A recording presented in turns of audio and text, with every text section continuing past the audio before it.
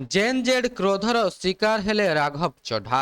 ଦଳ ବଦଳାଇବାର 24 ଘଣ୍ଟା ମଧ୍ୟରେ ଗାୟବ ହେଲେ 10 ଲକ୍ଷ ଇନଷ୍ଟାଗ୍ରାମ ଫଲୋଅର୍ସ। ରାଜନୀତିରେ କେତେବେଳେ କ'ଣ ଘଟିବ ତାହା କେହି କହିପାରିବେ ନାହିଁ, କିନ୍ତୁ ଆଜି ଯାହା ଘଟିଛି ତାହା କେବଳ ରାଜନୈତିକ ସମୀକରଣକୁ ବଦଳାଇ ଦେଇନାହିଁ, ବରଂ ଜଣେ ନେତାଙ୍କ ସୋସିଆଲ ମିଡିଆ ଲୋକପ୍ରିୟତା ଉପରେ ଶକ୍ତ ଆଘାତ ଦେଇଛି।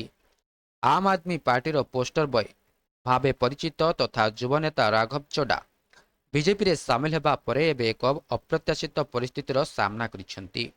ସୂଚନା ଅନୁସାରେ ବିଜେପିରେ ଯୋଗ ଦେବାର ମାତ୍ର କିଛି ଘଣ୍ଟା ମଧ୍ୟରେ ରାଘବଙ୍କ ଇନଷ୍ଟାଗ୍ରାମ ଫଲୋଅର ସଂଖ୍ୟା ଦ୍ରୁତ ଗତିରେ ହ୍ରାସ ପାଇବାରେ ଲାଗିଛି।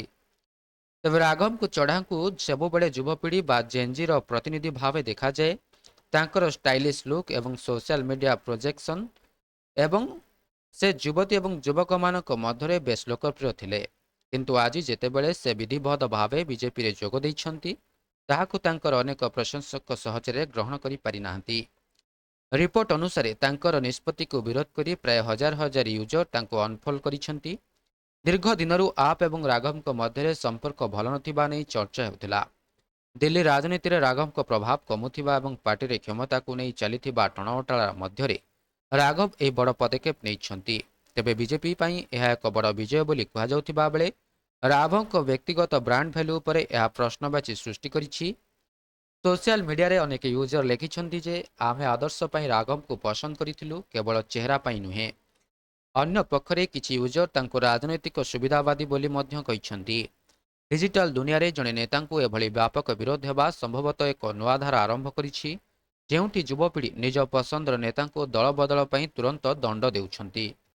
ରାଘବ ଚଡ୍ଡାଙ୍କ ବିଜେପିରେ ଯୋଗଦାନ ଦିଲ୍ଲୀ ଏବଂ ପଞ୍ଜାବ ରାଜନୀତିକୁ ସମ୍ପୂର୍ଣ୍ଣ ଓଲଟପାଲଟ କରିଦେଇଛି। କିନ୍ତୁ ପ୍ରଶ୍ନ ଉଠୁଛି, ଯେଉଁ ଲୋକପ୍ରିୟତା ଦଳରେ ରାଘବ ନିଜକୁ ଅନ୍ୟମାନଙ୍କଠାରୁ ଅଲଗା ବୋଲି ପ୍ରମାଣିତ କରୁଥିଲେ, ସେହି ଲୋକପ୍ରିୟତାକୁ ସେ ପୁଣି ଥରେ ଫେରାଇ ଆଣିପାରିବେ କି? ବର୍ତ୍ତମାନ ପାଇଁ ତ ଇନଷ୍ଟାଗ୍ରାମର ଘଟୁଥିବା ଗ୍ରାଫ ତାଙ୍କ ପାଇଁ ଏକ ଚେତାବନୀ ପରି ମନେ ହେଉଛି।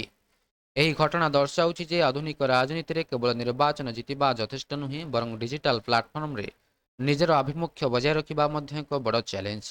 ରାଘବ ଚଡ୍ଡାଙ୍କ କ୍ଷେତ୍ରରେ ତାଙ୍କର ଯୁବ ସମର୍ଥକମାନେ ନିଜର ଅସନ୍ତୋଷକୁ ଅନଫଲୋ ମାଧ୍ୟମରେ ପ୍ରକାଶ କରିଛନ୍ତି। ତେବେ ଏହା ଥିଲା ସମ୍ପୂର୍ଣ୍ଣ ଅପଡେଟଟି। ଭିଡ଼ିଓଟି ଭଲ ଲାଗିଥିଲେ ଭିଡ଼ିଓଟିକୁ ଲାଇକ୍ କରନ୍ତୁ, ସେୟାର କରନ୍ତୁ ଏବଂ ଚ୍ୟାନେଲଟିକୁ ସବସ୍କ୍ରାଇବ୍ କରିବା ପାଇଁ ଭୁଲନ୍ତୁ ନାହିଁ।